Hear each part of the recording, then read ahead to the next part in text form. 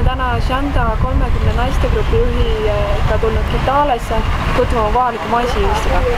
Reisi eesmärk on selgitada naistele taolise ühistu vajalikkust ning näidata neile, kuidas Kitaale eneseabigrupid on läbi ühistulise tegevuse suutnud luua omale vajalikud tingimused maisi ümbertöötlemiseks ning maisi hoiustamiseks. Tänu ühistule on ühistu liikmed saanud loobuda vahendajatest ning täna teenivad nad oma toodangu eest õiglast hinda. Hetkel oleme kohas, kus töötatakse mais ümber jahuks, söödaks, milleks iganes, mis vastavalt just vaja on. Kui koristamishooajal maksavad vahendajad koti maisi eest 1300 shillingit, siis siin töödeldakse see mais ümber jahuks. Ühest kotist saab ligikaudu 80 pakki jahu ja üks pakk jahu maksab poes ligikaudu 120 shillingit.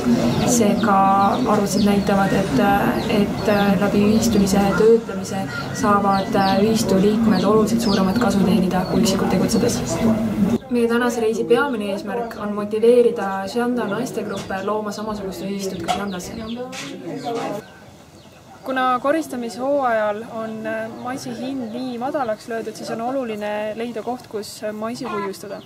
Inimeste oma kodudes sageli maisi hoiustada ei ole võimalik, kuna nendel on erinevad närvilised, seal erinevad haigused ja isegi kui nad suudavad seda maisi mingi perioodi seal kuskil, isegi kui nendel on ruumi, et see mais seal mingi periood hoida, siis pärast seda mingit perioodi on pool sellest nagunii riknenud. Seega hetkel me oleme kõige odavama variandi juures, kuidas ladu ehitada. Selline uhkem ladu maksab ligikaudu 2,5 miljonit shillingit, aga kui ühistut alustada, siis saab ka oluliselt odavamalt alustada ja hetkel meile näidatakse siis seda kõige odavamat varianti.